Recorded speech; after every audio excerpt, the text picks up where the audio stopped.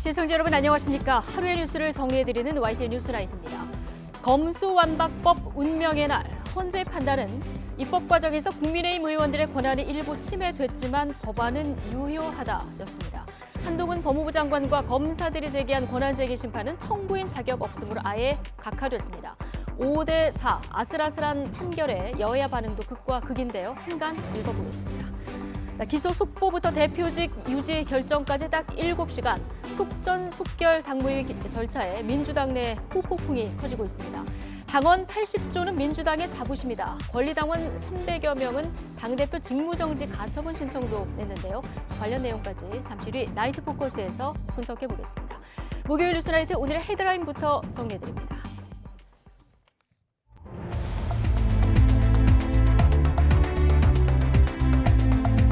3월 23일 목요일 뉴스나이트 주요 뉴스입니다. 검찰 수사권 축소법, 이른바 검수완박법을 그대로 유지해도 된다는 헌법재판소의 최종 결론이 나왔습니다.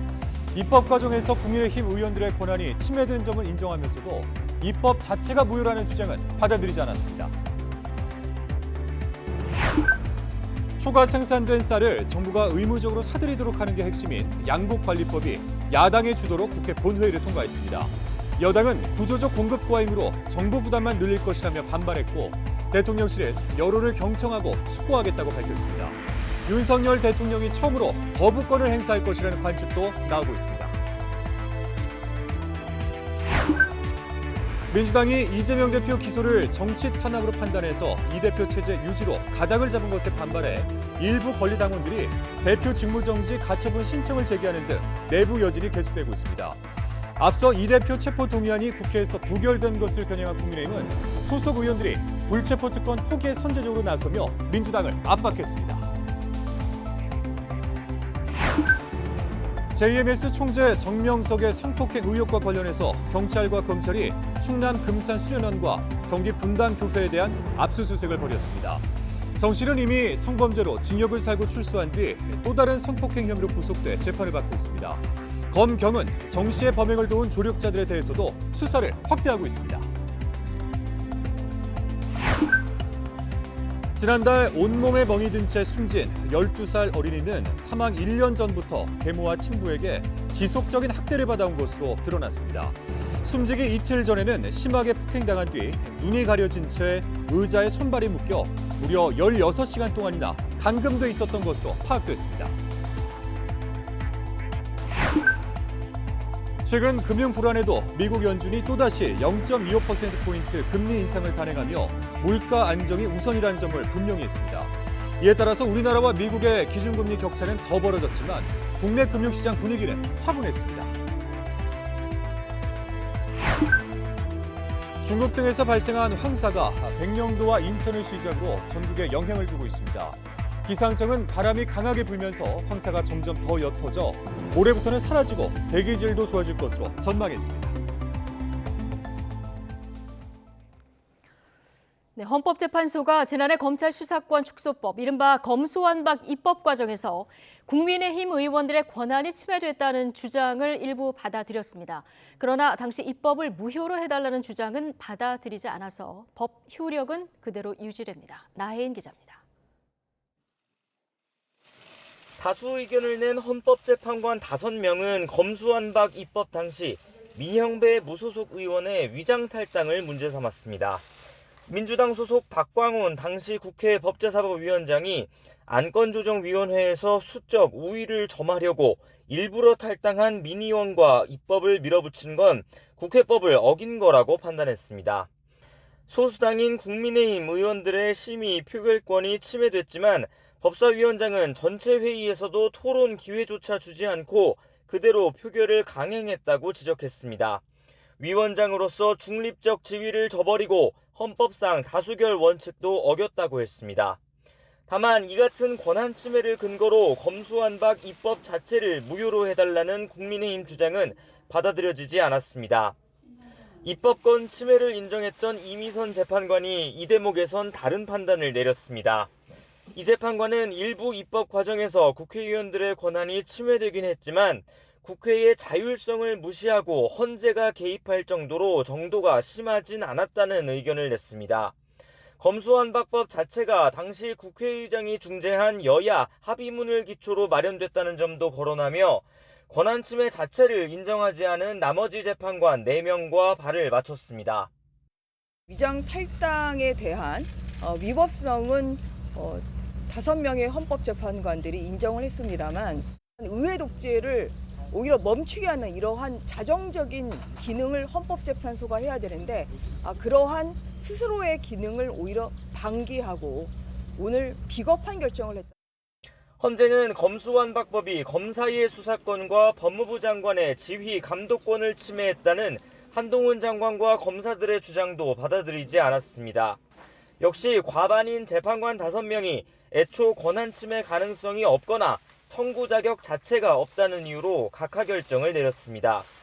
이로써 검수완박법을 둘러싼 헌법재판은 입법 11개월 만에 일단락됐지만 법무부는 지난해 법 시행을 앞두고 시행령을 바꿔 검찰의 수사 범위를 다시 넓혀둔 상황입니다. YTN9입니다. 헌법재판소는 검찰 수사권 축소 법안에 대해서 한동훈 법무부 장관과 검사들이 낸 권한쟁의 심판을 각하했습니다. 그러면서 수사와 기소권이 헌법상 검사에게만 부여된 것은 아니라는 점을 분명히 했는데 반대 의견도 다 한 표 차이로 팽팽히 갈렸습니다. 홍민기 기자입니다. 이른바 검수완박법에 대해서는 한동훈 법무부 장관과 검사 6명도 권한쟁의 심판을 청구했습니다. 헌법에 따라 부여된 검사의 수사 기소권이 국회의 입법으로 침해당했다는 겁니다. 이 법률은 헌법상 검사의 수사, 소추 기능이 정상적으로 작동되기 어렵도록 제한하여 국민을 위한 기본권 보호 기능을 본질적으로 침해했습니다. 하지만 헌재는 재판관 5명 의견으로 한 장관과 검사들의 청구에 대해 모두 각하 결정을 내렸습니다. 국회의 검찰청법과 형사소송법 개정 행위는 수사와 기소에 관한 검사의 권한을 제한하는 것이므로 법무부 장관은 권한 침해를 주장할 수 있는 당사자로 볼 수 없다고 판단했습니다. 한 장관을 제외한 검사 6명에 대해선 당사자성은 인정됐지만 헌법상 부여된 검사의 권한 침해가 인정되지 않는다는 이유로 역시 각하됐습니다. 헌재는 수사권과 기소권은 행정부에 부여된 헌법상 권한일 뿐 특정 국가기관에 전속적으로 부여된 것으로 해석할 헌법상 근거는 없다고 지적했습니다. 우리 법은 이미 입법을 통해 검사 외에도 경찰, 군검사 등 다양한 대상에게 수사 기소권을 부여하고 있다며 법률로 충분히 조정할 수 있다는 겁니다. 또 영장 청구권을 검사에게 부여하는 헌법조항은 다른 수사기관의 영장 신청으로 인한 인권유린 등 폐해를 방지하기 위한 것이었다며 검사의 권한 대신 국민의 기본권에 방점을 찍었습니다. 하지만 반대 의견도 법정 의견과 단 한 표 차이로 팽팽했습니다. 재판관 4명은 국회가 불법 사보임 등으로 위헌, 위법하게 법을 통과시켰으므로 검사와 법무부 장관에 대한 권한 침해가 인정된다고 판단했습니다. 헌법상 질서를 회복하고 유지하도록 검수완박 입법 행위를 취소해야 한다는 의견도 있었습니다. 한 장관은 결정을 존중한다면서도 유감의 뜻을 동시에 밝혔습니다. 검수완박법의 문제점에 대해서는 실질적인 판단을 하지 않고 각하한 점에 대해서 국민의 삶에 큰 영향을 미치는 이 헌법적인 질문에 대해서 실질적인 답을 듣지 못해 유감스럽게 생각합니다. 대검찰청도 헌재가 법률의 위헌성 여부에 대한 판단 없이 형식적으로 판단해 각하한 점은 아쉽다는 입장을 냈습니다. YTN 홍민기입니다.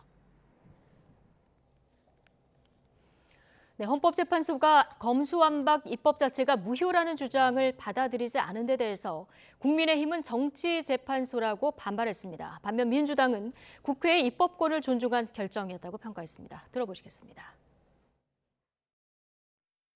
황당한 궤변의 극치라고 생각합니다.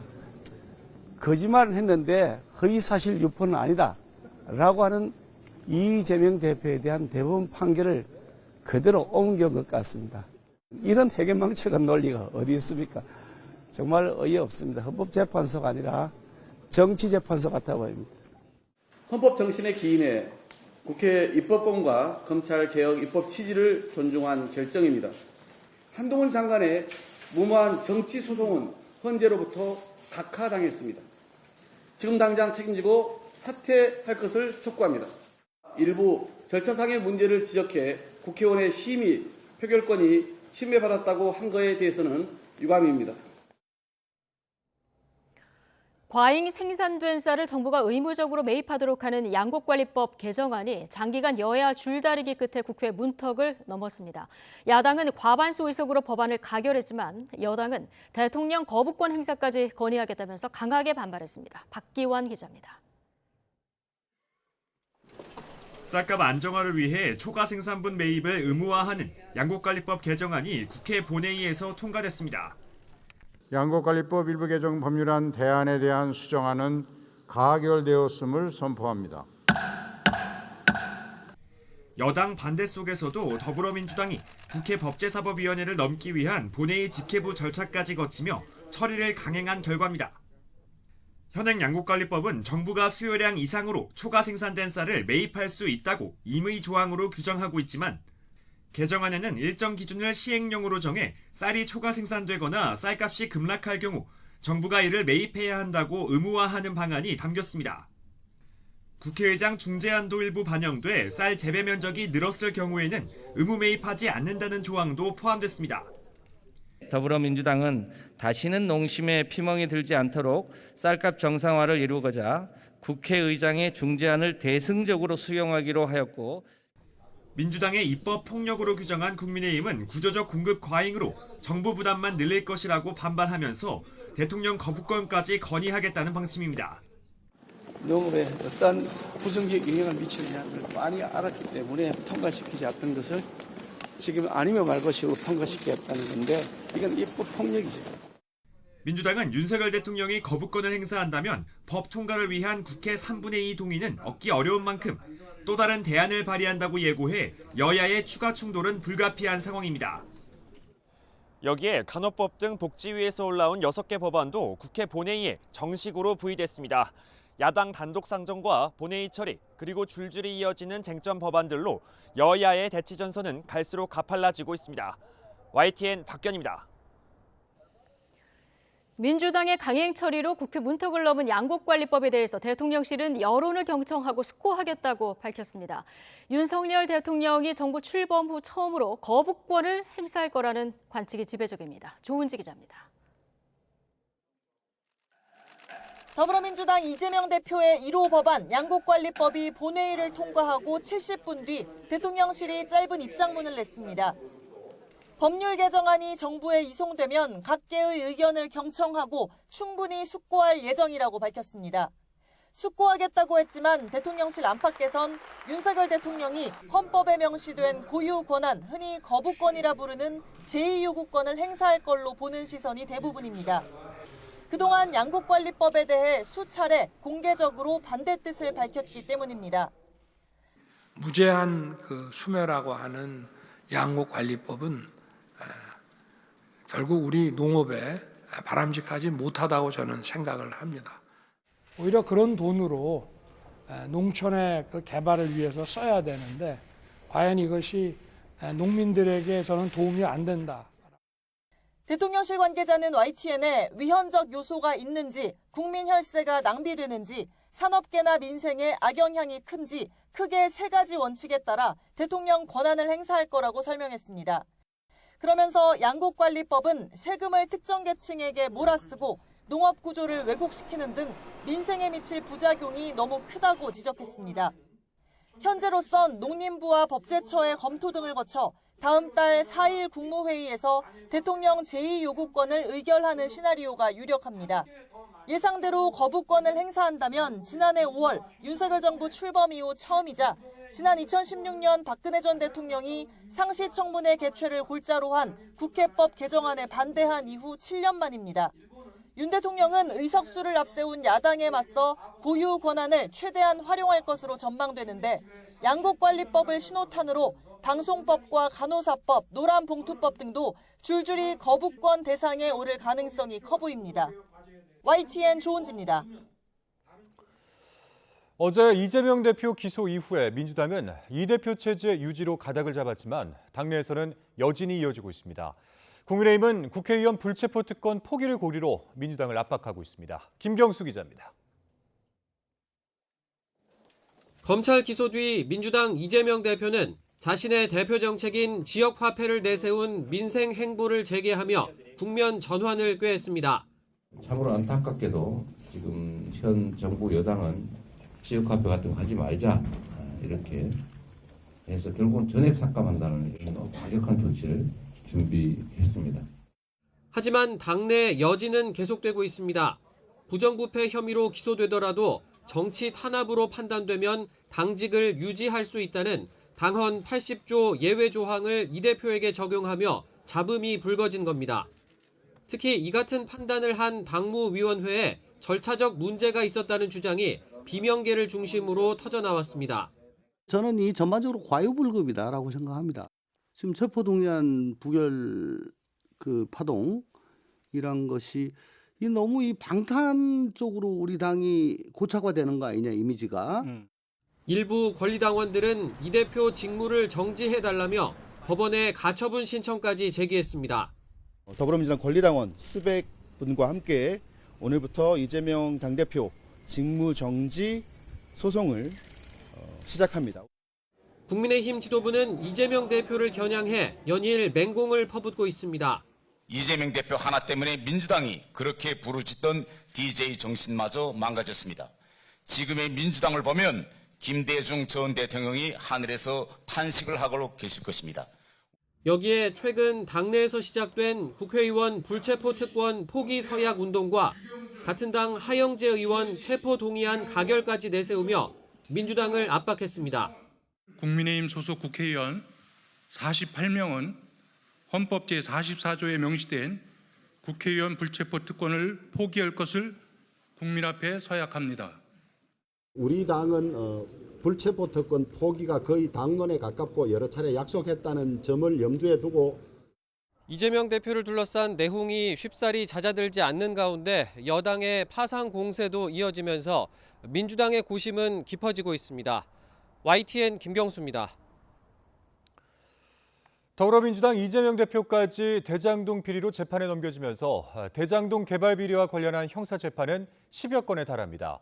법원은 이 대표의 배임 사건을 중요 사건으로 지정해 신속히 결론 내겠다는 방침인데 정식 재판이 열리게 되면 이재명 대표도 매주 한 차례 이상은 법원에 출석해야 할 것으로 보입니다. 최민기 기자입니다.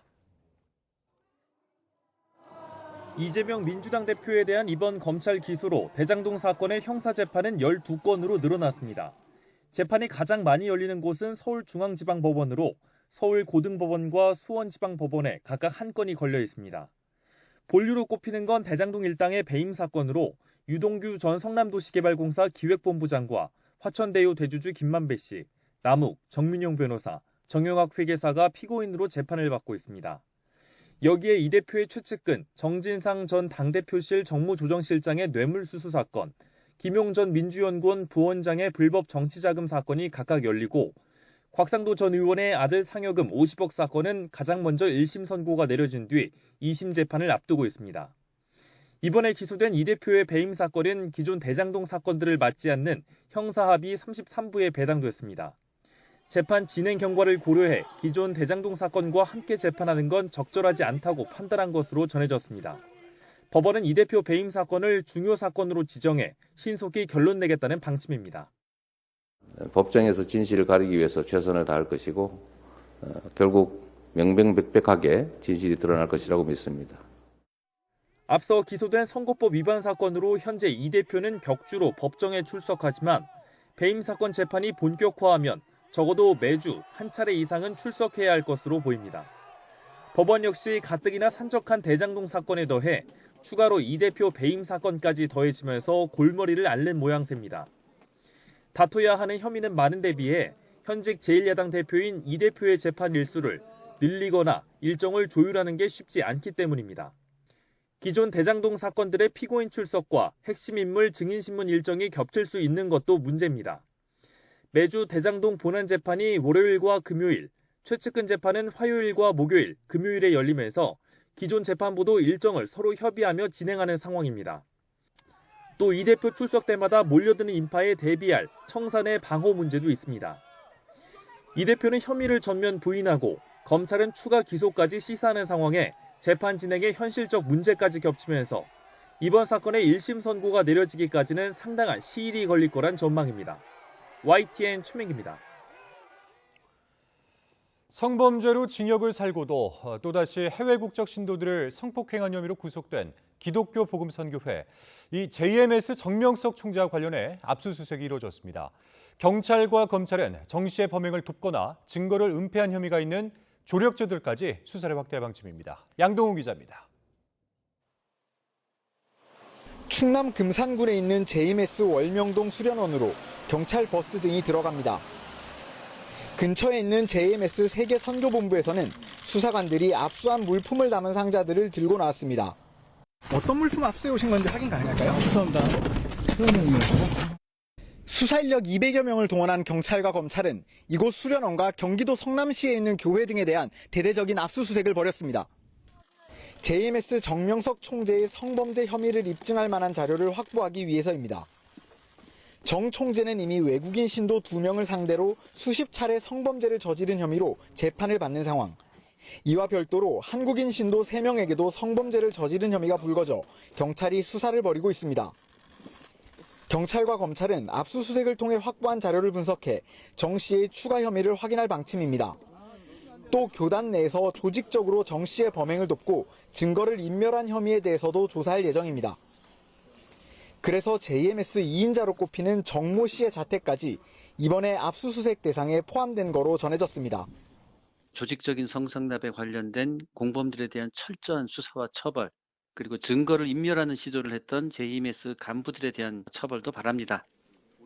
정 씨는 신도들을 성폭행해 징역 10년을 선고받아 지난 2018년 출소했는데 출소하자마자 또다시 성범죄를 저지른 혐의로 구속됐습니다.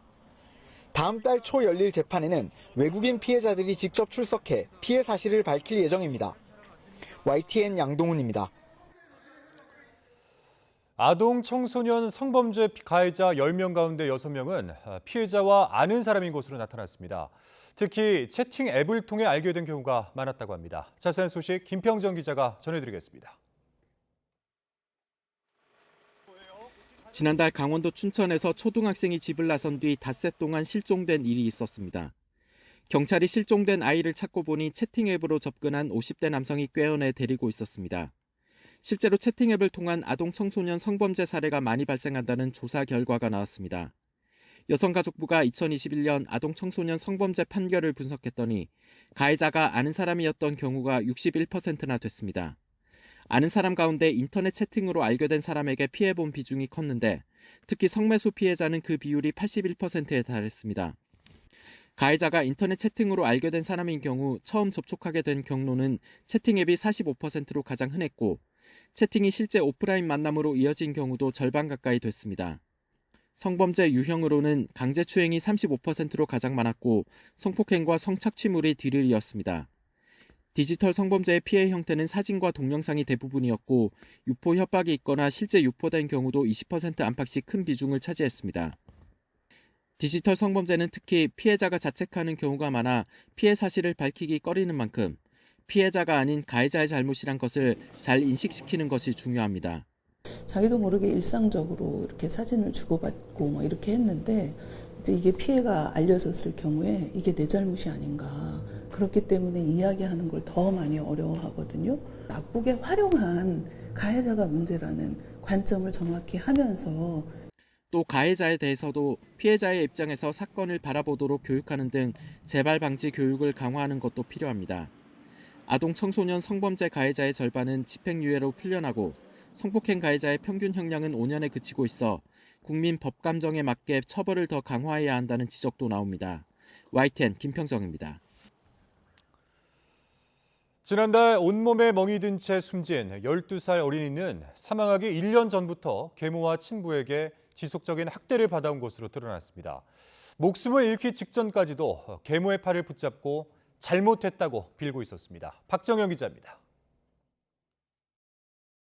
편의점 한 구석 어린이 한 명이 홀로 음료수를 마십니다. 얼굴은 비쩍 말랐고 어깨는 축 처졌습니다. 한참 동안 멍하니 허공만 바라보기도 합니다. 12살 초등학생 A군이 온몸에 피멍이 든 채 집에서 숨지기 전날 모습입니다. 검찰 수사 결과 A군은 지난 1년간 친부와 계모에게 지속해 학대당했던 것으로 드러났습니다. 특히 계모는 뱃속에 태아를 잃자 원인을 의붓아들인 A군에게서 찾기도 했습니다. 말을 듣지 않은 A군 때문에 스트레스를 받아 자신이 유산에 이르렀다고 여겨 죽여버리고 싶을 정도로 미워하게 됐다고 진술했습니다. 이후 학대도 점차 심해져서 한 달에 한두 번 정도였던 학대 횟수가 지난해 11월엔 7차례로 늘었습니다. A군의 집중력을 높인다며 지난해 9월부터는 매일 새벽 6시 일어나 성경을 베껴 쓰라고 지시했는데 시간 안에 마치지 못하면 방에 가두거나 때리기 일쑤였습니다. 숨지기 사흘 전에도 계모는 A군이 물건을 훔쳤다고 의심하면서 알루미늄 봉과 플라스틱 옷걸이 등으로 수십 차례 때렸습니다. 이어 A군의 눈을 가리고 커튼끈으로 손발을 의자에 묶어 16시간 동안 방치한 것으로도 모자라 CCTV로 감시까지 했습니다. 또 A군이 제대로 걷지도 못하고 쓰러질 정도로 심각한 상태였는데도 계모는 학대 사실이 발각될까 두려워 아무런 조치도 않았습니다. 급기야 잘못했다며 팔을 붙잡는 A군을 밀쳤고 뒤로 넘어진 A군은 바닥에 머리를 부딪혀 다시는 깨어나지 못했습니다. 사망 당시 A군의 몸무게는 1년 사이 10kg이 줄어든 29.5kg, 또래 평균보다 15kg이나 가벼웠습니다. 자신은 학대한 적이 없다며 모든 건 계모가 했다던 친구의 말도 사실이 아니었습니다. A군 문제로 부부싸움이 잦아지자 친아들에게 수시로 욕설을 퍼붓거나 때린 것으로 확인됐습니다. 구속 상태로 재판에 넘겨진 이들 부부의 첫 공판은 다음 달 13일 열립니다. YTN 박정현입니다. 올봄 들어 첫 황사가 관측됐습니다. 강한 바람 덕분에 먼지 구름이 옅어지긴 했지만 내일까지는 고농도 미세먼지가 이어질 것으로 보여서 주의가 필요합니다. 김민경 기자입니다. 중국을 강타했던 황사는 발원지가 무려 3곳이었습니다. 고비 사막과 내몽골고원, 그리고 만주에서 발원한 황사가 뒤섞여 강력한 먼지 구름을 만든 겁니다. 천리안이 촬영한 황사 영상을 보면 황사의 강도를 짐작할 수 있습니다.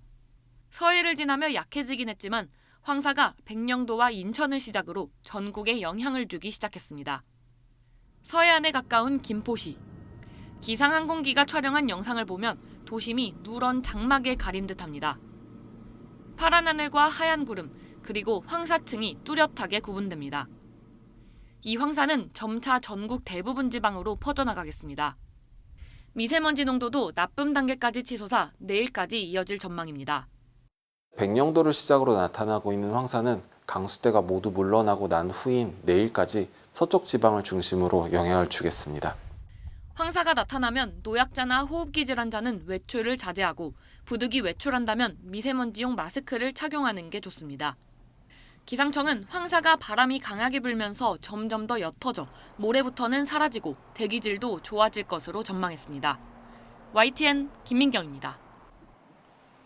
네, 중국 황사 발원지에서 거대한 모래 폭풍이 일어나 도시 전체를 집어삼켰습니다.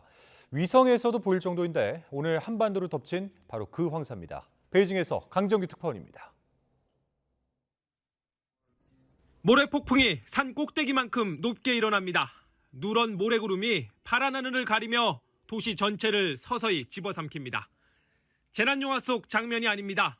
지난 20일 중국 북서부 간수성 장예시를 덮친 황사의 모습입니다. 受沙尘天气导致的道路能见度不佳影响，发生了一起4车追尾事故，一名驾驶员被困。 이틀 뒤엔 내몽고 사막과 초원에서도 황사가 발원했습니다. 对这个沙墙太震撼了，沙都打得厉害，就一瞬间就天黑了，啥也看不见。 역대급 황사구름은 위성에서 보일 정도로 컸습니다. 수도 베이징의 미세먼지 농도는 WHO 권고 기준의 30배를 넘겼습니다. 그런데 황사경보는 전체 4단계 중 2번째에 그쳤습니다. 이번 황사가 단순 모래바람이 아니라 스모그에 가깝다는 뜻입니다. 미세먼지 못지않게 건강에 나쁜 이유가 바로 황사가 중국 북동 지역의 공업지대를 지나면서 공장에서 배출된 중금속을 모래가 흡착을 합니다. 제로 코로나 폐지 이후 중국 내 공장 가동과 석탄 발전이 대폭 늘면서 한반도 공기도 탁한 날이 많아질 전망입니다. 베이징에서 YTN 강정규입니다.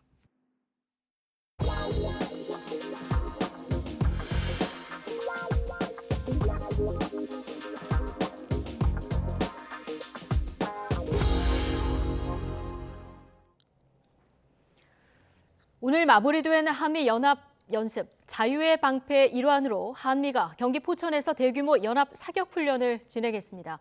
우리의 K9 자주포와 미 스트라이커 장갑차 등 100여 대의 장비가 대거 동원돼 실전 같은 훈련을 이어갔습니다. 한현희 기자입니다.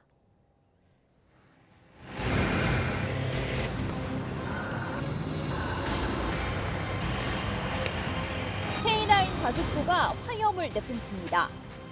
이어 미측의 M777 견인포가 적진을 명중시키며 공격 준비를 알립니다. 한미 연합연습 일환으로 진행된 연합 협동 사격입니다.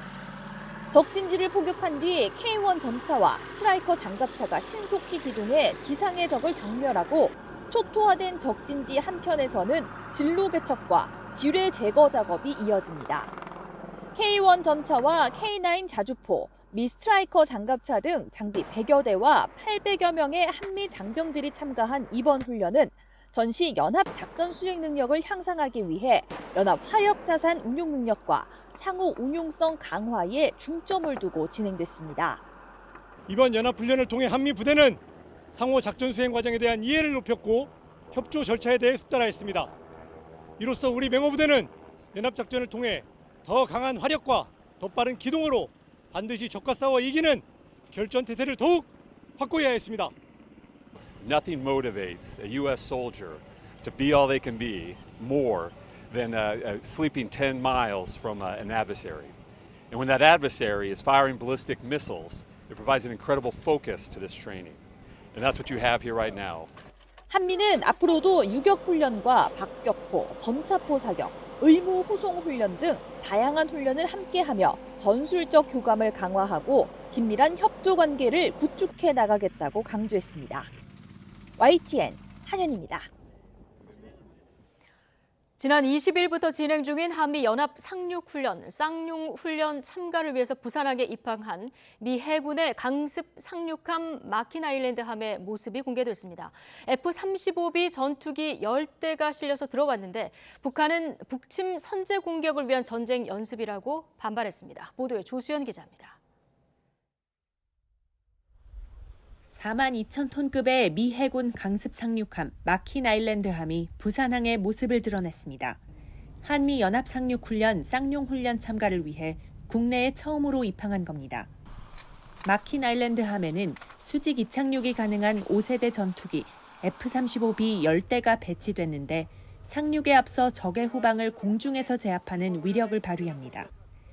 또 해병대원 수송용 수직 이착륙기인 오스프리 10대도 실렸는데 소형 항공모함이라는 평가를 얻고 있습니다. These year-to-year exercises help us build that muscle memory so that we are able to respond more rapidly if ever needed to. 쌍용훈련은 2018년까지 여단급 수준으로 진행되다가 전 정부에서 중단된 뒤 올해 4단급으로 규모를 키워 부활했습니다. 한미 병력 12,000명이 참가하며 최대 규모의 첨단 전력을 동원해 현대 상륙전 양상을 반영했다는 평가입니다. 이번 훈련은 힘에 의한 평화를 구현하는 동맹의 의지를 행동으로 보여주는 대표적인 사례라 생각합니다. 한미 동맹 70전주를 만한 대한민국을 방어하기 위한 연합 방위 태세를 더욱 강화해 나가겠습니다.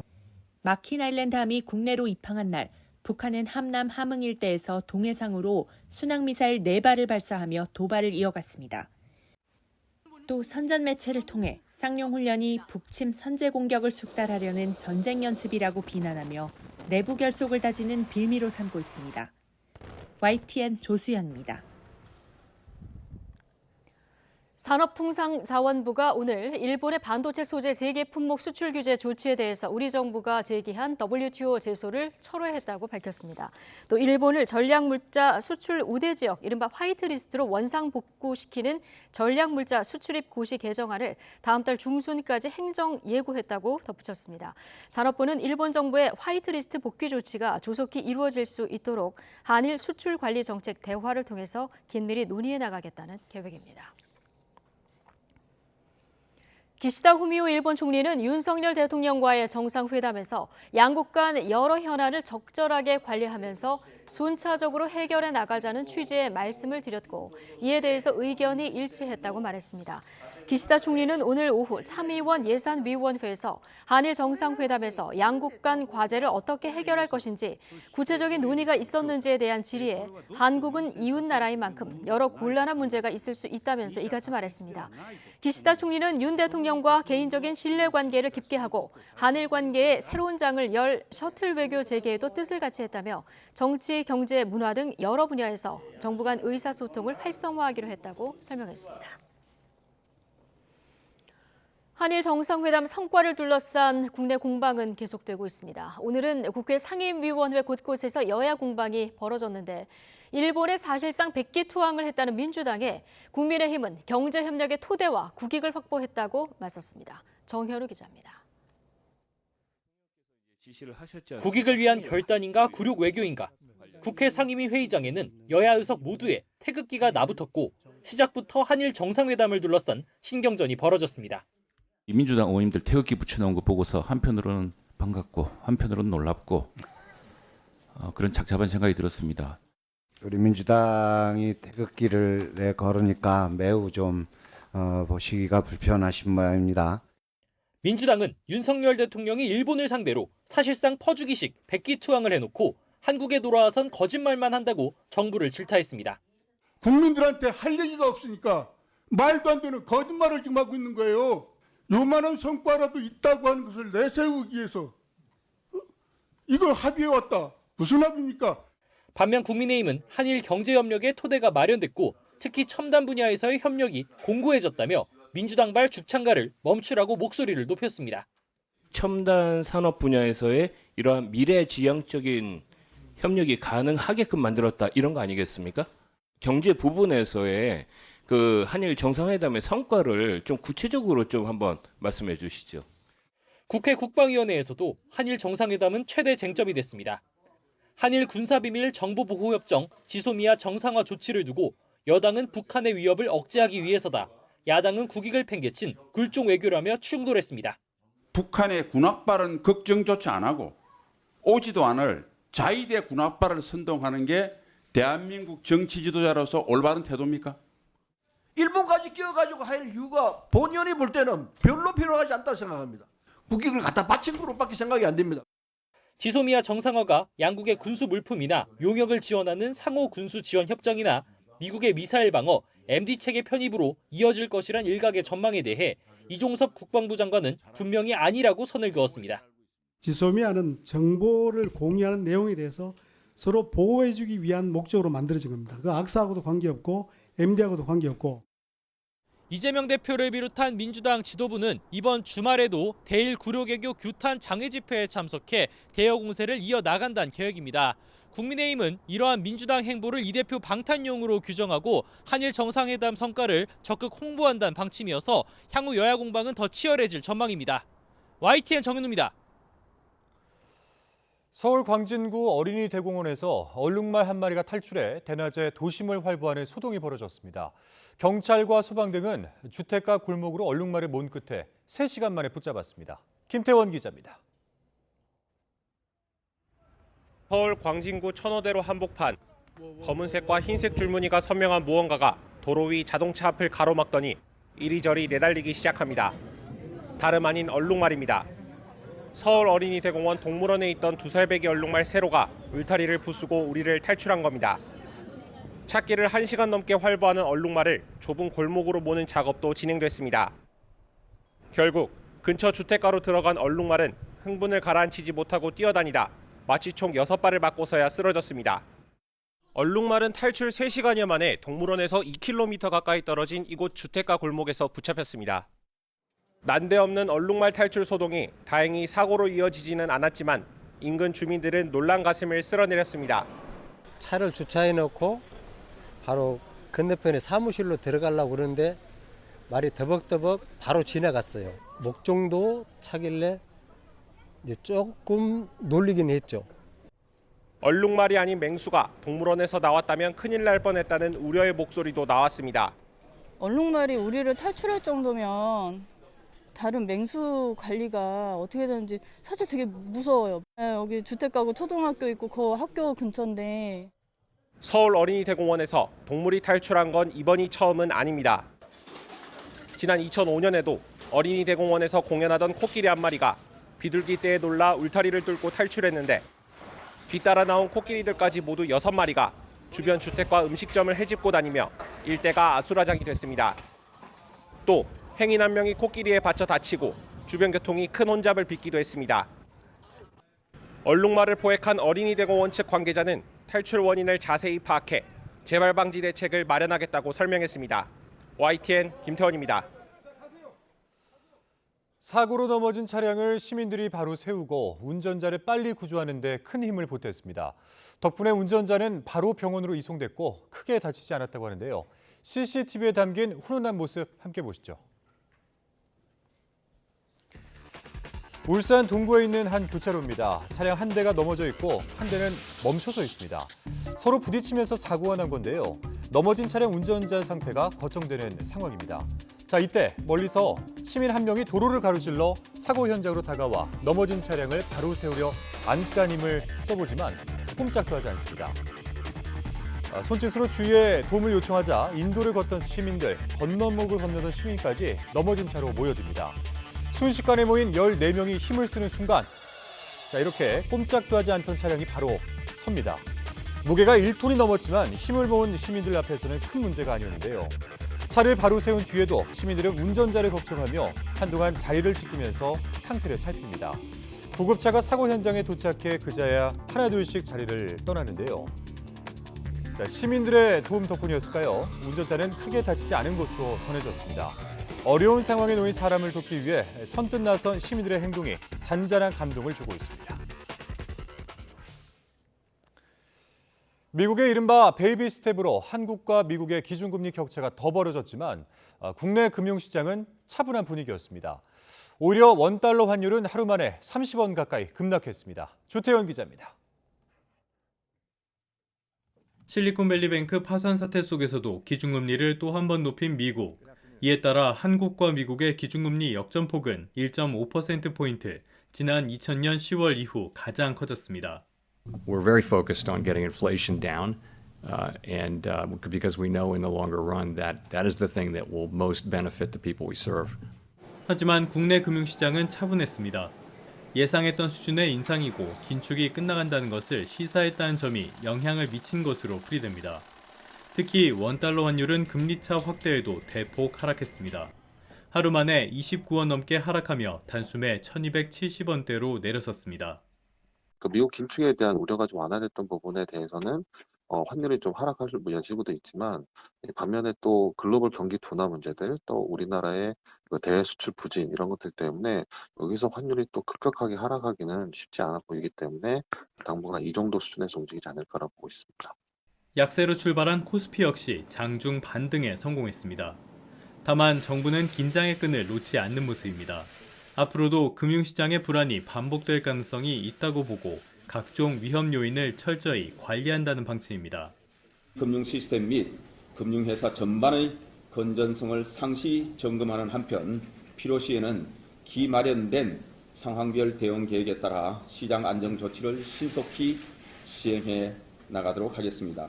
한국은행 역시 연준이 연내 기준금리 인하 가능성을 거듭 차단한 것에 주목하며 시장 상황을 예의주시하기로 했습니다. YTN 조태현입니다.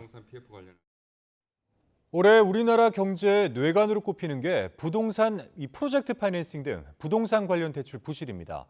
비은행권에서는 부동산 PF에 얽힌 돈만 115조 5천억 원에 달하는 것으로 나타났는데요. 부실 위험은 빠르게 커지고 있습니다. 김지성 기자입니다. 지난해부터 부동산 시장이 빠르게 얼어붙으면서 건설업계는 직격탄을 맞았습니다. 상장건설사 72곳 대부분이 1년 전보다 재무 건전성이 악화된 것으로 나타났습니다. 특히 이자를 감당하지 못하는 한계 기업이 3분의 1에 달했고 현금 부족으로 유동성 문제가 우려되는 기업도 18%가 넘었습니다. 더 큰 문제는 이들이 보증을 섰던 부동산 PF 대출과 자산 유동화 증권입니다. 돈을 못 갚게 되면 채권을 발행한 금융기관도 타격을 받게 돼 금융 불안으로 전이될 수 있기 때문입니다. 한국은행은 비은행권 전반에서 부동산 PF 대출에 물린 돈이 115조 5천억 원에 달하는 것으로 보고 있습니다. 건설사 72곳 중 44곳이 부동산 관련 채무를 지고 있고 32곳은 부동산 PF나 자산 유동화 증권 채무 보증을 제공하고 있습니다. 이 가운데 4-5곳은 자기 자본의 5배가 넘는 빚을 떠안고 있는 것으로 드러났습니다. 화랑이던 시장만 믿고 확장한 사업들이 몇 년 사이 시한폭탄이 된 겁니다. 실제로 비은행권이 참여한 PF 사업장 리스크는 2년 전보다 껑충 뛰었고 연체율은 1년 사이 2배로 높아졌습니다. 부동산 PF 부실 우려 등으로 인해 부동산 리스크 호재가 큰 일부 비은행 금융기관의 신용 및 유동성 리스크가 확대되고 있는 상황입니다. 한국은행은 대부분 금융기관이 아직 규제 비율을 유지하고 있다면서도 부실 사업장 구조 조정을 서둘러 불확실성을 낮출 필요가 있다고 강조했습니다. YTN 김지선입니다. 금리 인상 등의 여파로 가계 대출자들이 평균적으로 소득의 40%를 원리금 상환에 쓰고 7명 중 1명은 70% 이상을 쏟아붓는 것으로 나타났습니다. 한국은행은 금융안전 상황 보고서에서 최근 가계 부문의 부실 위험과 DSR 상황 등을 종합적으로 점검한 결과 지난해 4분기 기준 전체 가계대출 차주의 소득 대비 원리금 상환 비율 DSR이 평균 40.6%로 집계됐다고 밝혔습니다. DSR이 70%를 초과하는 차주가 7명 중 1명꼴인 전체 15.3%였고 100%를 초과해 소득보다 원리금 상환액이 더 맞은 차주도 11명 중 1명인 8.9%로 집계됐습니다. 또한 금융권 전체 가계대출 연체율은 현재 0.7%에서 올해 말 1% 수준까지 오를 것으로 전망됐습니다. 상속을 포기하면 당연히 갚아야 할 채무도 물려받지 않게 됩니다. 그런데 별도로 조치를 하지 않을 경우에는 내 자식들은 그 빚을 갚을 의무가 남게 된다는 게 법원의 해석이었는데요. 대법원이 8년 만에 기존 판례를 바꿨습니다. 김혜린 기자입니다. 지난 2015년 갚아야 할 돈을 남긴 채 숨진 A씨. A씨 아내는 상속 재산 안에서만 빚을 갚는 상속 한정 승인을 하고 자녀들은 모두 상속을 포기했습니다. 그러자 채권자는 A씨의 아내는 물론 A씨 손주들에게로 빚 독촉 상대를 넓혔습니다. 빚 상환을 요구할 수 있도록 한 승계 집행문을 부여받았고 빚을 떠안게 된 A씨 손자녀들은 부당하다며 법원에 이의를 제기했지만 받아들여지지 않았습니다. 피상속인의 배우자와 자녀 가운데 자녀 모두가 상속을 포기한 경우 배우자와 피상속인의 손자녀 또는 직계 존속이 공동 상속인이 된다는 기존 대법원 판례가 그 이유였습니다. 하지만 대법원이 전원 합의체를 열고 A씨 손주들이 빚을 갚을 책임이 없다며 8년 만에 기존 판례를 뒤집었습니다. 망인의 배우자와 자녀들 중 자녀 전부가 상속을 포기하면 손자녀와 직계 존속이 있더라도 배우자만 단독 상속인이 된다는 것이 대법원의 다수 의견입니다. 대법원은 상속을 포기한 자녀들은 부모의 채무가 자신은 물론 자녀에게도 상속되는 것을 막을 목적으로 상속을 포기했다고 봐야 한다고 설명했습니다. 자녀가 상속을 포기했다고 손자녀가 공동 상속인이 되는 건 사회 일반의 법 감정에 반한다는 겁니다. 다만 채무자의 배우자와 자녀 모두가 상속을 포기하면 손자녀가 상속인이 된다고 덧붙였습니다. 대법원 관계자는 손자녀도 절차를 거쳐 상속을 포기해 종국에는 채무자의 배우자만 단독 상속인이 되는 경우가 많았다며 기존 판례로 인해 무용한 절차에 시간과 비용을 들여왔지만 이번 판결로 법률 관계를 간명하게 할 수 있게 됐다고 의의를 설명했습니다. YTN 김혜린입니다.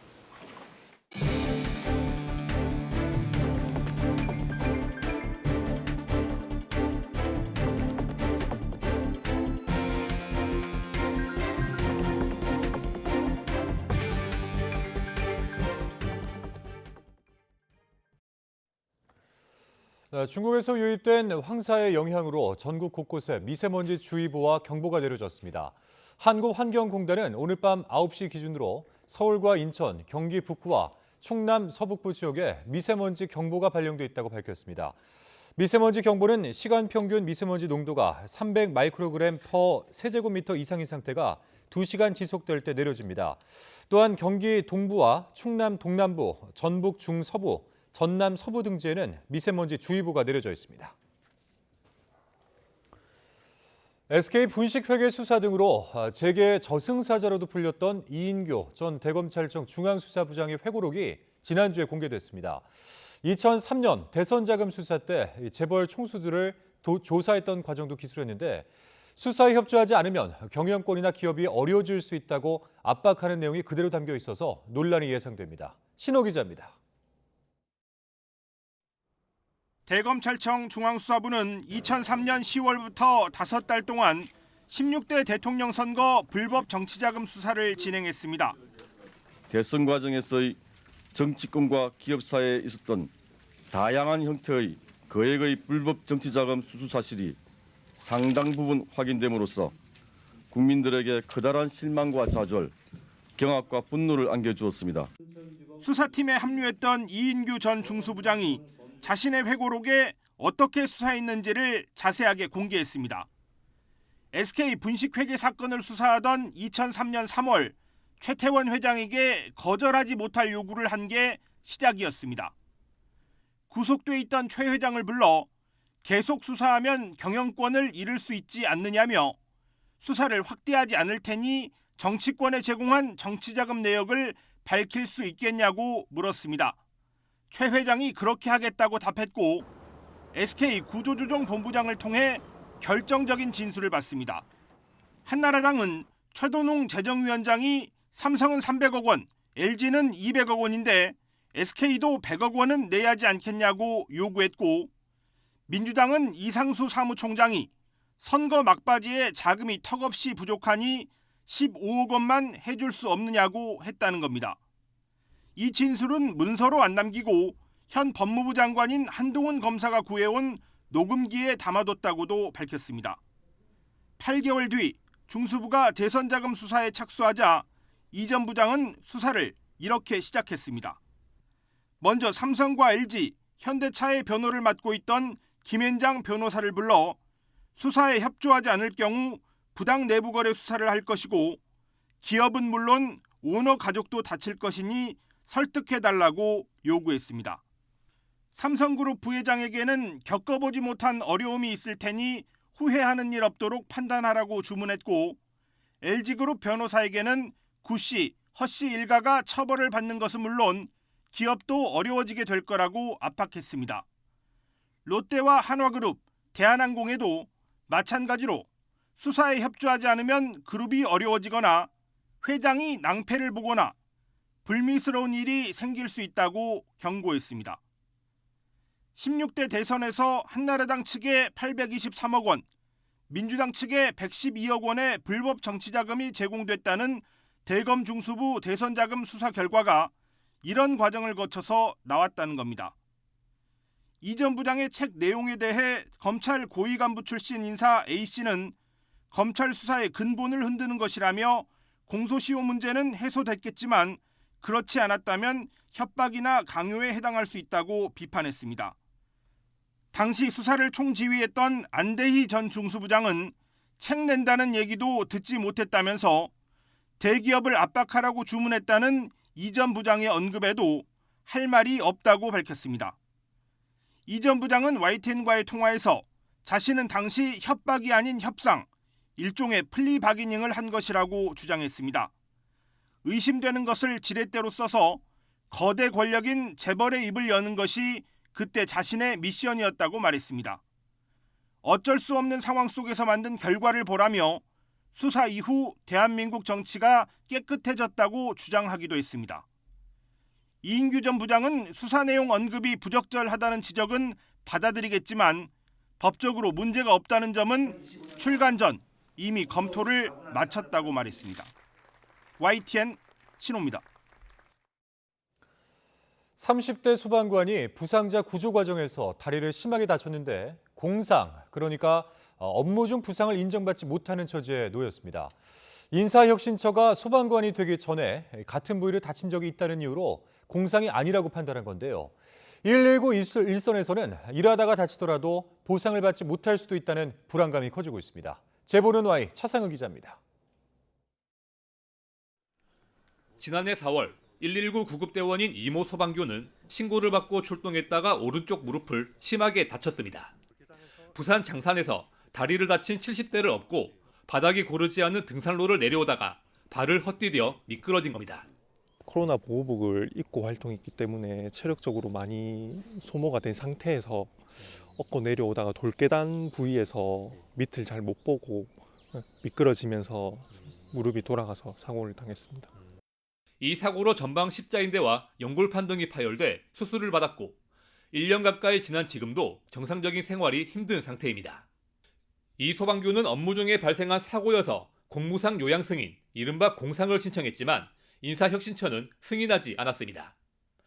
소방관이 되기 전인 8년 전에 같은 곳을 다쳐 수술받은 기록이 있어서 구조활동과 이번 부상은 관련이 없다고 본 겁니다. 이 소방교는 소방관 실기시험을 문제없이 통과했고 사고 때까지 무릎에 이상이 없었다며 지난해 10월에 공상을 재신청했지만 받아들여지지 않았습니다. 매년 소방서에서 치르는 체력 테스트도 만점으로 통과를 했습니다. 그리고 병원에서 이제 무릎이 아파서 병원 간 기록은 단 한 차례도 없었습니다. 8년 동안은. 정부가 지켜줄 거라는 믿음으로 위험에 몸을 던져 국민의 생명을 지키는 소방관들. 이번 사례가 알려지자 일선에서는 몸을 사리는 분위기가 퍼질 거라는 걱정이 나옵니다. 환자들을 위해서 최선을 다하는 데 있어서 좀 열정이 좀 식어가는 원인이 되지 않을까 이런 생각이 많이 듭니다. 계속해서 이런 위험한 부분이 있을 때 사리게 됩니다, 몸을. 정부가 공상을 인정하지 않으면 치료와 휴직에 따른 경제적 부담은 오롯이 소방관의 몫이 됩니다. 여기에 더해 소방관이라는 사명과 자부심에도 작지 않은 상처를 받을 수밖에 없습니다. YTN 차상입니다. 국가보안법 위반 혐의로 구속 기소된 이른바 창원 간첩단 자주통일 민중전의 조직원들이 미리 정해둔 수신호를 써가며 북한 공작원들과 접선해온 것으로 드러났습니다. YTN이 확보한 자주통일 민중전의 총책 황모 씨 등 조직원 4명의 공소장에 따르면 황 씨는 2016년 3월 출국해 캄보디아의 한 리조트에 머물면서 북한 문화교류국 소속 공작원들과 만났습니다. 황 씨는 숙소 앞에서 수신호를 통해 공작원들과 신원을 확인한 뒤 서로 연결된 2개의 객실에 각각 투숙하며 활동 내용을 논의했습니다. 황 씨는 또한 2019년 6월 경남 서부 지역 책임자 44살 정모 씨에게 캄보디아에서 북한 공작원들과 접선하게 하면서 매일 옷을 갈아입고 선글라스와 모자를 착용한 뒤 숙소 인근에 미행이 있는지 항상 확인하는 등 보안을 철저히 하라고 지시했습니다. 이들은 이렇게 접선하면서 활동 동향 등을 보고하고 김정은 충성 결의문을 작성해 건네거나 공작금을 받은 것으로 조사됐습니다. 우리나라가 유엔 인권이사회에서 채택 예정인 북한 인권 결의안에 5년 만에 공동 제안국으로 참여했습니다. 이번 결의안에는 외부 문화 유입을 차단하는 북한 반동사상 문화배격법에 대한 내용이 새롭게 포함됐습니다. 신여주 기자입니다. 북한은 주민 통제를 강화하기 위해 2020년 반동사상 문화배격법을 제정했습니다. 남한 영화나 드라마 같은 괴뢰 문화를 시청하면 최대 10년의 노동교화형에 대량 유포할 경우 사형까지 처할 수 있는 법입니다. 최근엔 오빠나 자기야 같은 우리 표현을 쓰면 처벌하는 평양어 보호법까지 만들어졌습니다. 젊은 청년들이 대부분 핵심 노동력을 제공하는 거잖아요. 국방 분야든 경제건설 분야든 외부 사상에 물들지 않게 하고 사상을 더욱 무장시켜서 경제건설과 주민생활 향상에 집중하도록 만들겠다. 유엔 인권이사회는 이런 법들이 북한 주민의 신념의 자유와 표현의 자유를 억압하고 있다며 재검토를 촉구하는 내용을 올해 북한 인권결의안 초안에 새로 추가했습니다. 북한이 납치하거나 처형한 외국인의 생사와 소재를 가족들에게 공개하고 북송된 북한 주민의 부당한 대우를 하지 않아야 한다는 내용도 포함됐습니다. 북한은 이 같은 결의안이 나올 때마다 날조라며 날선 반응을 보여왔는데 우리나라가 문재인 정부 때 빠졌던 결의안 공동 제안국에 복귀한 것은 5년 만입니다. 자유, 민주주의, 평화 등 보편적인 가치를 중시하는 그리고 또한 글로벌 중추국가 실현을 목표로 하고 있는 우리 정부의 입장, 그러한 기조가 반영된 것입니다. 한미연합훈련에 맞서 도발을 지속해온 북한은 인권결의안 공동제안국 참여를 빌미로 도발 강도를 더 고조시킬 것으로 관측됩니다. 하지만 유엔 안보리의 대북 추가 제재는 중국과 러시아의 거부권에 막혀 성과를 내지 못하고 있습니다. YTN 신현주입니다. 권영세 통일부 장관이 통일부 장관으로서는 18년 만에 일본을 방문해서 외무상과 관방장관 등을 잇따라 만났습니다. 양측은 북한의 도발이 국제사회의 심각한 도전이라며 긴밀한 대북 공조를 재확인했는데요. 한일 정상회담 뒤에 관계 개선에 속도를 내는 모습입니다. 보도에 김세호 기자입니다. 하야시 요시마사 일본 외무상과 반갑게 인사를 나눈 권영세 통일부 장관은 일본 드라마인 고독한 미시카를 언급하며 회담 분위기를 이끌었습니다. 정상회담에서 이 고독한 이 미시카 얘기가 나왔다고 들었습니다. 사실은 통일부 장관은 고독한 장관입니다. 이 카운터파트가 있는 나라가 거의 없습니다. 권 장관은 한일 관계가 건강하게 발전하려면 양측이 더 노력할 필요가 있다고 말했습니다. 그러면서 북한 문제에 있어 일본과의 협력을 강조했습니다. 비핵화 문제라든지 북한 인권 문제는 더 이상 이 한반도만의 문제가 아니라 국제적인 문제이기 때문에 그런 일본과의 일본 외무성과의 관계를 돈독히 하는 것이 필요하다고 생각을 합니다. 하야시 외무상도 한일 관계 개선을 향한 윤석열 대통령의 리더십에 경의를 표한다며 대북 문제 논의에 적극 나서겠다는 뜻을 밝혔습니다. 今日は南北関係を所掌する議長官との間でですね、北朝鮮への対応に関して北のない意見交換を行いたいと思っております。 통일부 장관의 이번 방일은 한일 정상회담에서 두 정상이 정부 간 의사소통을 가속화하기로 한 방침의 일환으로 풀이됩니다. 多岐にわたる分野で政府間の意思疎通を活性化していく、そして国民の交流も深めていく、こうした取り組みが重要であると思います。 권 장관은 하야시 외무상과 40분 동안 협의한 데 이어 마스노 히로카즈 관방 장관과도 만나 납북자 문제를 비롯한 대북 공조 논의를 이어갔습니다. 일본 정부는 권 장관의 방문을 계기로 핵 미사일 문제를 포함한 북핵 대응에 있어 한미일의 긴밀한 협력을 확인하겠다고 밝혔습니다. 통일부 장관이 일본을 찾은 것은 18년 만인데 한반도 정책, 대북 정책에서 일본과의 공조와 공감대를 강화하겠다는 것을 알리는 신호탄이 될 것이란 관측이 나옵니다. 도쿄에서 YTN 김세호입니다. 연금 개혁을 강행 중인 마크롱 프랑스 대통령이 프랑스는 1,700만 명의 은퇴자 대국이라며 지금 연금 개혁을 안 하면 붕괴한다고 말했습니다. 특히 개혁으로 인기를 잃어도 국익을 택할 수밖에 없다며 정치 생명을 건 정면 돌파를 거듭 밝혔습니다. 보도에 김상우 기자입니다. 프랑스 전역 곳곳에서는 연금 개혁에 반대하는 격렬한 시위가 노조를 중심으로 연일 계속되고 있습니다.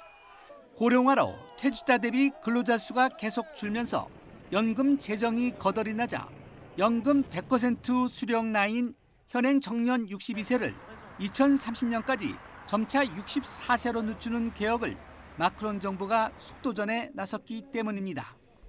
마크롱 대통령은 연금 개혁안이 하원에서 부결 가능성이 커지자 지난주 헌법의 특별 조항을 발동하는 초강수로 표결 없이 법을 통과시켰습니다. 그러면서 이번 주엔 법 시행이 필요하다며 대국민 설득에 나섰습니다. 대통령직을 처음 맡은 2017년 당시 1,000만 명이던 연금 수급자가 현재 1,700만 명이고 2030년에는 2,000만 명이 된다며 그대로 놔두면 연금제가 붕괴한다며 연내 시행을 희망한다고 밝혔습니다. Et plus on va attendre, plus il se dégradera. Donc cette réforme, elle est nécessaire. Et je le dis aux Français, ça ne me fait pas plaisir, j'aurais voulu ne pas la faire, mais c'est pour ça aussi que j'ai pris l'engagement de la faire devant vous par le sens des responsabilités. 마크롱 대통령이 헌법의 제49조 3항을 사용해서 하원 표결을 건너뛴 것과 관련한 입장을 공개적으로 밝힌 것은 이번이 처음입니다. 특히 모두를 설득하는 데 성공하지 못했다고 인정하면서도 개혁으로 인기를 잃어도 후회는 없다고 밝혔습니다. Mais entre les sondages et le court terme et l'intérêt général du pays, je choisis l'intérêt général du pays. Et s'il faut derrière endosser l'impopularité aujourd'hui, je l'endosserai. 마크롱 대통령의 정치 생명이 걸린 연금 개혁법은 한국의 헌법재판소 격인 헌법위원회 승인만 받으면 연내 시행이 가능합니다. 좌파 연합인 뉴프 등은 헌법위원회에 새 연금법의 위헌 여부를 따져달라고 신청했습니다. YTN 김상호입니다. 대구시의회는 현직 시의원이 구속되면 월정 수당 지급을 제한하는 조례 개정안을 채택했습니다. 개정안이 내일 시의회 본회의를 통과하면 대구시 의원은 구속 기간에 월정 수당을 받을 수 없게 됩니다. 지방의회 의원은 의정 활동비와 월정 수당을 매달 받는데 지금까지는 구속 상태일 때 의정 활동비는 지급이 제한되지만 월정 수당은 지급됐었습니다. 7개 정부 부처의 퇴직 공직자 10명 가운데 8명이 재취업 심사를 통과했다는 분석이 나왔습니다. 경제정의실천시민연합은 오늘 오전 기자회견을 열고 지난 2016년부터 지난해 6월까지 7개 정부 부처의 퇴직 공직자 취업 심사 현황을 조사한 결과를 발표했습니다. 조사 결과 전체 취업 심사 대상 430건 가운데 84%에 달하는 359건이 취업 가능 또는 취업 승인 결정을 받은 것으로 나타났습니다. 구체적으로 교육부 출신 퇴직 공무원의 통과 비율이 91%로 가장 높았고 농림축산식품부와 행정안전부가 각각 89%와 86.6%로 그 뒤를 이었습니다. 공직자윤리법에 따라 퇴직 공무원은 퇴직 뒤 3년 동안 소속했던 부서와 업무 관련성이 높은 곳에 재취업하는 게 제한되지만 경실련은 예외 조항 탓에 여전히 이른바 관피아가 많다고 지적했습니다. 최근 4년간 전국 의대 정시 모집 합격자 4명 가운데 3명은 이른바 N수생인 것으로 나타났습니다. 더불어민주당 강득구 의원이 교육부에서 받은 의대 신입생 선발 자료를 분석한 결과를 보면 2020학년도부터 2023학년도 사이 정시로 선발된 전국 의대 신입생 5,144명 가운데 77.5%인 3,984명이 수능 시험을 2번 이상 치른 졸업생이었습니다. N수생 가운데 재수생은 42.2%였고 3수생이 21.8%, 4수 이상도 13.4%나 됐습니다. 네, 쌀이 남아돌아 처치 곤란인 요즘 정부가 밀가루를 대체할 수 있는 신품종 쌀의 생산량을 늘리기 위해서 박차를 가하고 있습니다. 가루로 가공하기 쉬운 분질미, 이른바 가루쌀인데요. 쌀 과잉 생산과 밀 자급률 향상, 이 두 마리 토끼를 한 번에 잡을 수 있는 대체제가 될 수 있을지 관심입니다. 윤혜리 기자입니다. 매년 남아도는 쌀은 농민들에게도 골치입니다. 생산량은 그대로인데 소비는 줄다 보니 쌀값이 계속 떨어지고 있기 때문입니다. 반면 빵이나 라면과 같은 밀 소비는 빠르게 늘고 있지만 자급률은 여전히 1%대에 머물러 있습니다. 쌀 공급 과잉과 밀 자급률 향상, 이 두 가지 문제를 해결하기 위해 정부가 내놓은 신품종, 바로 가루쌀입니다. 쌀 수급 문제도 해결을 해보고 수입에 의존하는 밀을 대체해보자, 이런 방향을 제시를 했고요. 가루쌀은 일반 쌀과 달리 전분 구조가 밀처럼 둥글고 성들어 물에 불리지 않아도 쉽게 빠아집니다. 단단한 맵쌀에 불려서 가루를 내는 것보다 재분 비용이 최소 2~3배는 더 저렴한 데다 폐수가 발생하지 않아 환경 친화적입니다. 국내에서는 이미 여러 업체가 이런 가루쌀 대량 재분 시설을 갖추고 있습니다. 가루쌀이 여러 차례 롤러로 분쇄되는 작업을 거치면 이렇게 고운 형태로 입자가 바뀌게 됩니다. 곱게 갈린 쌀가루는 빵과 과자, 면류 등 다양한 제품을 만드는 데 사용됩니다. 수분을 빨아들이는 특성상 더 촉촉하고 쫄깃한 식감이 특징입니다. 쫄깃하고 이제 처음 먹어보는 맛이긴 한데 좀 건강해지는 맛인 것 같습니다. 농민들에게도 나쁘지 않은 선택지입니다. 가루쌀을 재배하면 헥타르당 100만 원, 밀이나 조사료까지 함께 심으면 최대 250만 원을 지원받을 수 있기 때문입니다. 정부는 이를 통해 오는 2027년까지 가루쌀 생산량을 20만 톤으로 확대해 연간 밀가루 수요 10%를 대체하겠다는 계획입니다. 또 가루쌀 소비를 늘리기 위해 농심과 삼양 등 식품업체 10여 곳을 선정해 신제품 개발에 25억 원을 투자하기로 했습니다. 식품업계에서는 지금 케이크라든가 카스테라, 과자류, 이런 비발효빵류, 그다음에 밀가루 함량이 낮은 어묵, 소시지 이런 거 얼마든지 쌀 전용 품목으로 가능하다고 지금 현 단계에서 보고 있고요. 다만 밀을 대체하기 위해 개발된 가루쌀이 또다시 시장에서 남아돌지 않으려면 무작정 생산량을 늘리기보다 충분한 수요가 뒷받침돼야 한다는 지적이 나옵니다. YTN 윤혜리입니다. 3D 프린터로 만든 우주 로켓이 세계 최초로 오늘 미국에서 발사됐지만 목표 궤도 진입에는 실패했습니다. 로켓의 1단 엔진은 정상적으로 작동했지만 2단 엔진이 발목을 잡았습니다. 이성규 기자입니다.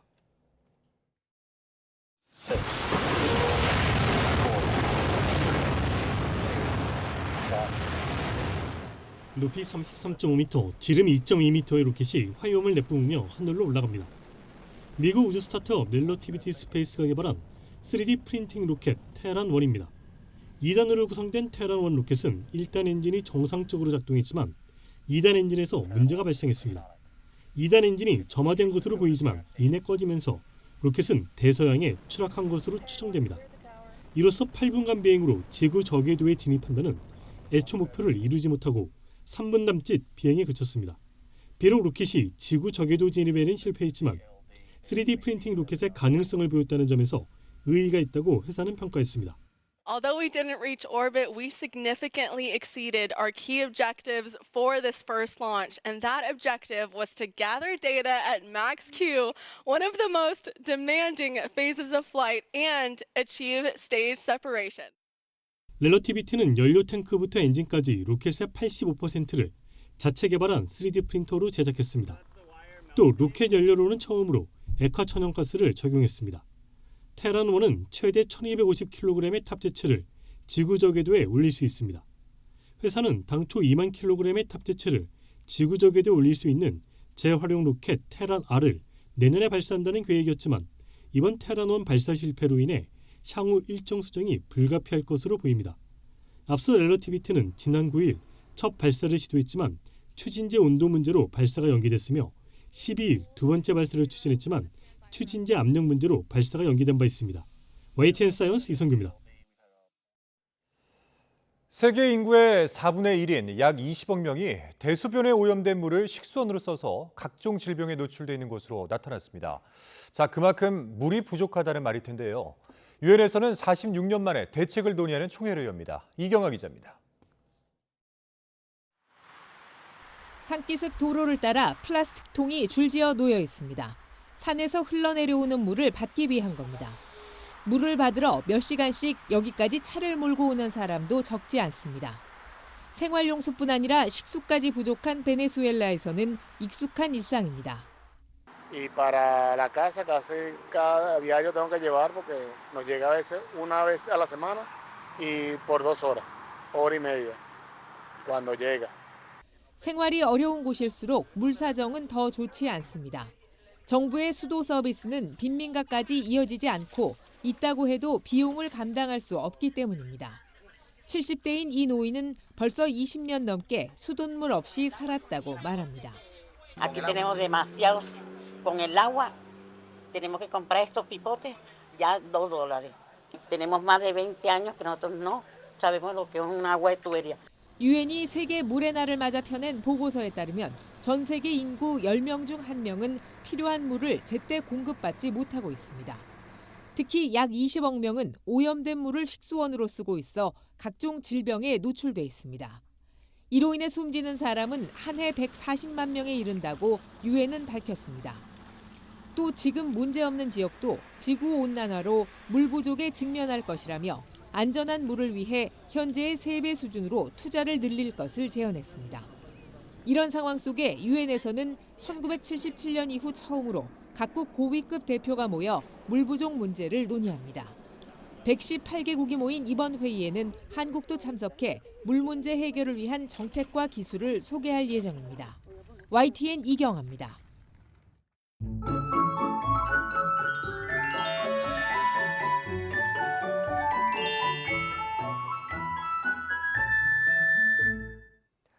연일 기온이 크게 오르며 고온 현상이 나타나고 있습니다. 오늘도 중부지방에서는 계절의 시계가 한 달 이상 앞서가며 날이 무척 따뜻했는데 내일은 서울 아침 기온이 5도로 여전히 예년 기온을 웃돌지만 오늘보다 10도가량 낮아지겠고 찬바람이 불며 더 쌀쌀하게 느껴지겠습니다. 낮 기온은 17도로 오늘보다 6도가량 낮아지며 고온 현상이 누그러지겠습니다. 하지만 예년보다 5도가량 높아 비교적 온화하겠습니다. 또 황사의 영향으로 중부와 전북, 경북을 중심으로 미세먼지 농도가 짙게 나타나겠습니다. 외출하시는 분들은 꼭 황사용 마스크를 착용하시기 바랍니다. 내일도 남부지방을 중심으로 흐린 날씨가 이어지겠고 서쪽 지역과 동해안에는 바람이 강하게 불겠습니다. 제주도에는 모레 오전까지 가끔 비가 내리겠습니다. 내일 아침 기온 오늘보다 5도에서 10도가량 낮겠습니다. 서울 5도, 대전 4도, 광주 7도, 부산 13도로 예상됩니다.